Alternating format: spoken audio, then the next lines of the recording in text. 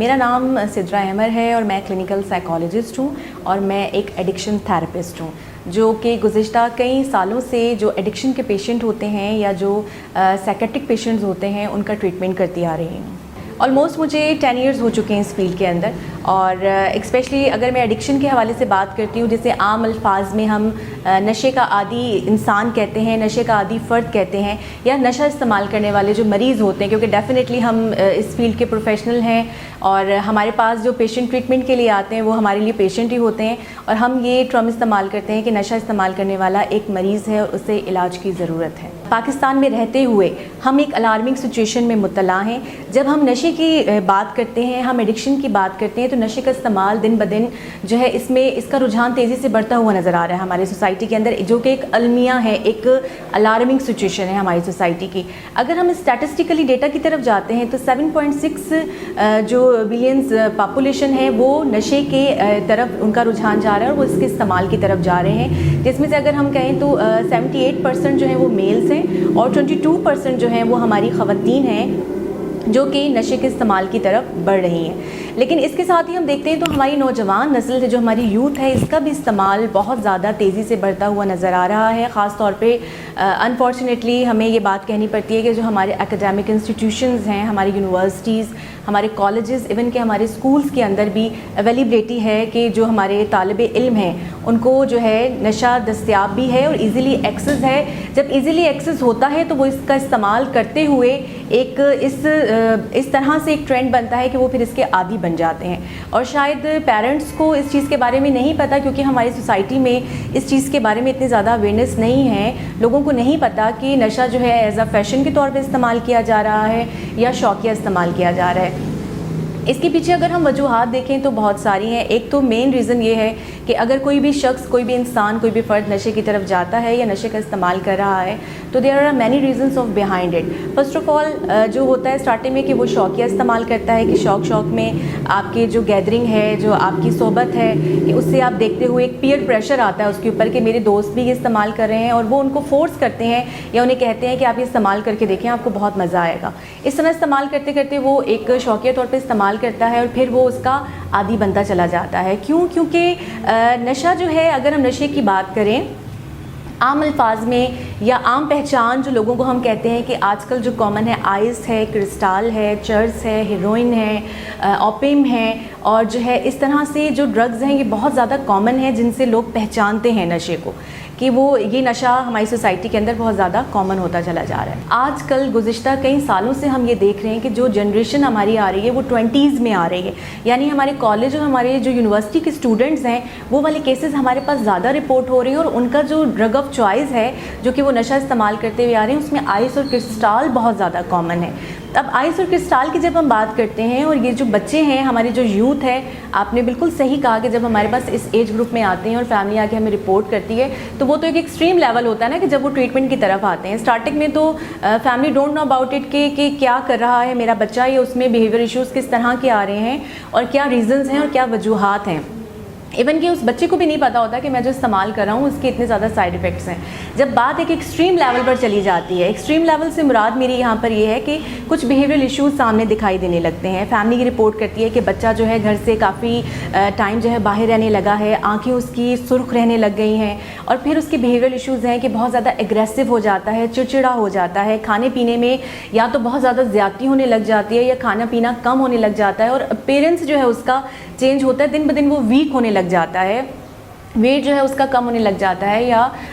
باقاعدہ دیکھتے ہوئے کچھ یہ کہہ سکتے ہیں کہ ایک آبزرویشن ہوتی ہے کہ سم تھنگ از رانگ, کیونکہ فیملی پیرنٹس جو ہیں ایک امپورٹنٹ رول, ایک امپورٹنٹ فیکٹر ہیں اس چیز کے اندر. تو اپروچ ہی فیملی کرتی ہے ڈیفینیٹلی اس چیز کو. تو ہم ضرور فیملی کو بھی اس توسط سے یہی میسج دینا چاہیں گے کہ بہت زیادہ کامن ہے کہ ہماری جنریشن جو ہے, ہماری یوتھ جو ہے ایک رسک پر ہے. اس میں سب سے امپورٹنٹ رول ہماری فیملی کا ہے, پیرنٹس کا ہے, کہ پیرنٹس جو ہیں وہ یہ ضرور دیکھیں کہ ان کا بچہ جو ہے کس صحبت میں بیٹھ رہا ہے, کن لوگوں کے ساتھ ٹائم سپینڈ کر رہا ہے, اس کی سوشل گیدرنگ کس طرح کی ہے, کہیں خدا نخواستہ وہ کہیں اس طرح کی بیماری میں مبتلا تو نہیں ہو گیا. کیونکہ میں یہاں ضرور یہ بات ایڈ آن کرنا چاہوں گی کہ نشہ کرنا یا نشے کا استعمال ہماری سوسائٹی میں ایک بری عادت کے طور پہ تصور کیا جاتا ہے. لوگ یہ سمجھتے ہیں کہ ہمارا بچہ یا ہمارا جو پیارا ہے ایک بری عادت میں مبتلا ہو گیا ہے اور ہمیں اس کی عادت چھڑوانے کے لیے پہلے اس کو سمجھانے کی کوشش کرتے ہیں, پھر اس کے ساتھ ڈانٹ ڈپٹ والا رویہ بھی اختیار کیا جاتا ہے. اور ایون کہ اس طرح کے کیسز بھی ہمیں رپورٹ ہوتے ہیں, فیملیز بتاتی ہیں کہ ہم نے اپنے پیارے کو گھر میں باندھ کے رکھا ہوا ہے. بات یہ ہے کہ اویلیبلٹی اس کی ہے, ایزیلی ایکسیس ہے. ہماری جنریشن کا بھی ہر وہ انسان جو نشے کی طرف جا رہا ہے, جتنا کامن ہے ہمیں ایزیلی دستیاب ہوتا ہے تو اس کی طرف رجحان بڑھ جاتا ہے. لیکن اگر ایک انسان کے اندر اویئرنیس ہوگی, کیونکہ جب ہم بات کرتے ہیں نا کہ تعلیم اور تربیت, تو ہم اب دیکھتے ہیں کہ پچھلی ڈیکیڈ سے اگر ہم اپنا کمپیریزن کرتے ہیں تو تعلیم کا ورڈ تو ضرور رہ گیا ہے, لیکن تربیت کا جو ایلیمنٹ ہے اس میں جو بہت فقدان دیکھا جا رہا ہے. تو تربیت کے اندر یہ سب چیزیں آتی ہیں کہ اس طرح کی اگر کوئی معاشرہ جو ہے کسی پرابلم میں مبتلا ہے اور وہ پرابلم جو ہے دن بدن بڑھتی چلی جا رہی ہے, تو اس کے اوپر کام کرنے کی ضرورت ہے. ہماری جو اسٹیٹ ہے اس کا یہ رول بنتا ہے کہ وہ اس طرح کے انیشیٹوز لے کہ اسکولز, کالجز, یونیورسٹیز میں اس طرح کے اویئرنیس پروگرامز کروائے جائیں, نہ صرف طالب علموں کے لیے بلکہ فیملی گروپس بھی کروائے جائیں, پیرنٹس کو بھی بلایا جائے, پیرنٹس کو بھی بتایا جائے کہ اس طرح کے اگر سمٹمز وہ اپنے بچوں میں دیکھ رہے ہیں تو فوری طور پہ ٹیچر سے پوچھیں, اور اس کے ساتھ ہی جو کنسرن ادارے ہیں جو اس طرح کے جو علاج کے لیے جو ریہیبلیٹیشن سینٹرز ہیں یا اس طرح کی اویئرنیس دے رہے ہیں ان سے کانٹیکٹ کریں, یا کسی کنسلٹنٹ ڈاکٹر سے اس سے کانٹیکٹ کریں. وہ آپ کو بہتر طور پہ گائیڈ کر سکتے ہیں کہ آیا کہ کہیں نہ کہیں خدا نخواستہ آپ کا بچہ یا آپ کا پیارا اس مرض میں مبتلا تو نہیں ہو چکا ہے. اور اس کے ساتھ ساتھ نہ صرف حکومتی سطح پر, میں یہ سمجھتی ہوں کہ انڈیویجولی باحیثیت ہم پاکستانی, باحیثیت مسلمان, باحیثیت پاکستانی شہری ہونے کے ناطے ہم سب کا یہ کردار بنتا ہے کہ ہم یہ رول پلے کریں. اگر ہم دیکھتے ہیں کہ اس طرح کی چیزیں عام ہو رہی ہیں تو ہمیں خود سے بھی انیشیٹو لینے کی ضرورت ہے کہ ہم اویئرنیس پروگرامز کی طرف جائیں اور اپروچ کریں ایسے اداروں کو کہ وہ آ کے اویئرنیس ہماری سوسائٹی میں, ہمارے علاقوں میں, ہمارے انسٹیٹیوشنز میں آ کے دیں. اس کے ساتھ ساتھ سول سوسائٹی کا بہت امپورٹنٹ رول بنتا ہے کہ سول سوسائٹی بھی اس طرح کے حوالے سے اویئرنیس پروگرامز دیں, تاکہ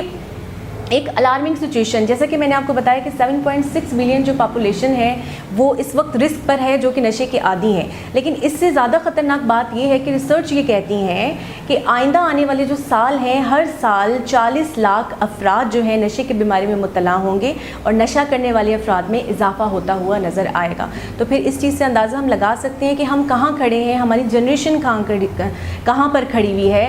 اینٹی نارکوٹکس کے حوالے سے اگر ہم دیکھیں تو ان کی طرف سے بہت سارے قانون ہیں کہ اویلیبلٹی نہیں ہونی چاہیے, یا یہ ادارہ نارکوٹکس کو کنٹرول کرنے کے حوالے سے ہی کام کرتا ہے. لیکن میں سمجھتی ہوں کہ قانون تو موجود ہیں, لاز بھی موجود ہیں, لیکن جو کمی ہے وہ ہے امپلیمنٹیشن کے حوالے سے. ٹھیک ہے, عمل درآمد کرنے کی ضرورت ہے. اور میں سمجھتی ہوں کہ اگر اتنی الارمنگ سچویشن ہے تو ہمارے قانون نافذ کرنے والے جتنے بھی ادارے, کنسرن ڈپارٹمنٹس ہیں, ان کو ہائیلی ایکٹیو ہونے کی ضرورت ہے. کیونکہ اگر یہ چیز اویلیبل نہیں ہوگی تو ایک فرد نشے کا عادی بھی نہیں بنے گا,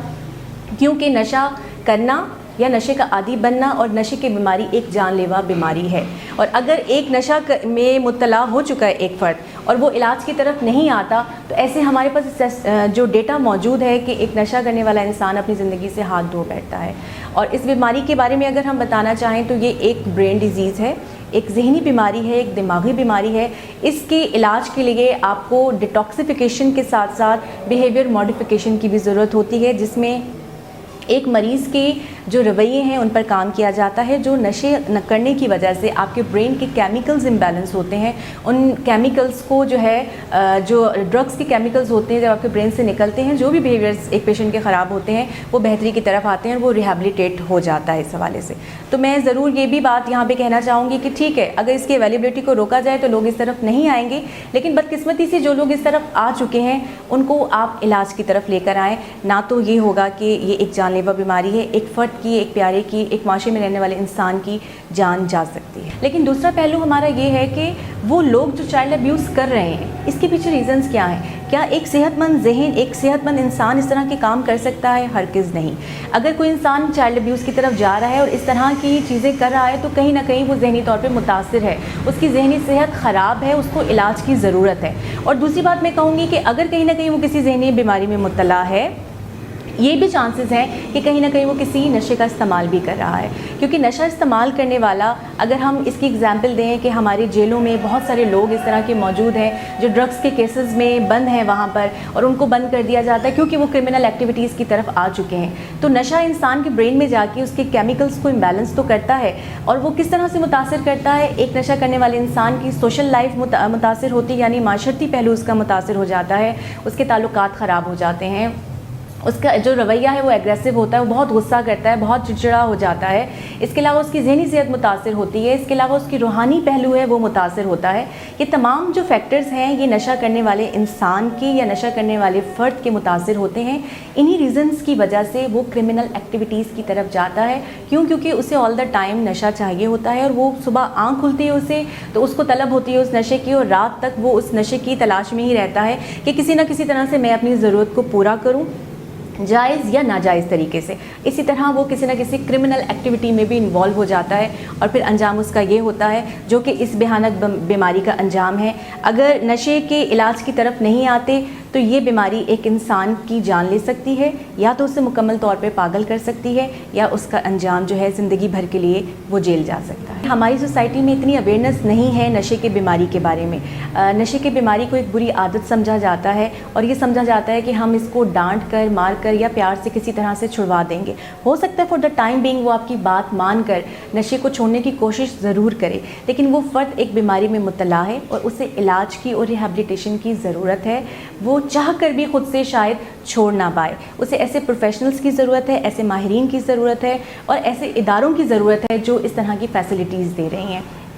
تو آپ دیر مت کریں، فوری طور پہ اگر کوئی فرد یا کوئی انسان یا کوئی آپ کا پیارا اس بیماری میں مبتلا ہے، اسے فوری طور پہ ایسے اداروں کی طرف، ایسے پروفیشنلز کی طرف ضرور لے کر آئیں تاکہ آپ اس کی جان بچائیں. اگر اس طرح کے ادارے یا اس طرح کی آرگنائزیشن یا اس طرح کے پروفیشنل اس طرح کی سروسز دے رہے ہیں تو ان کی پرائیویسی کا مکمل طور پہ خیال رکھا جاتا ہے، کیونکہ ہم اس چیز کو سمجھتے ہیں کہ معاشرے میں اس چیز کو برا سمجھا جاتا ہے، اور فیملیز کو شاید یہ بھی سوچ ہوتی ہے کہ اگر کسی کو پتہ چلے گا فیملی میں کہ میرا بچہ یا میرا جو ہسبینڈ ہے یا میرے فادر نشہ کریں تو ہمارے بارے میں کیا سوچیں گے. اگر آپ یہی چیزیں سوچتے رہیں گے تو پھر شاید آپ اس انسان کو بھی کھو دیں گے. تو بجائے اس کے سوچنے کے، وقت ضیاع کرنے کے، آپ کوشش کریں کہ آپ ایسے اداروں، ایسے پروفیشنل کو اپروچ کر کے اس انسان کی زندگی چھڑوائیں جو کہ اس کا علاج ممکن ہے. الحمدللہ ہمارے بہت سے مریض نشہ چھوڑ کر ایک اچھی زندگی کی طرف جا چکے ہیں اور ایک بھرپور بہترین زندگی گزار رہے ہیں.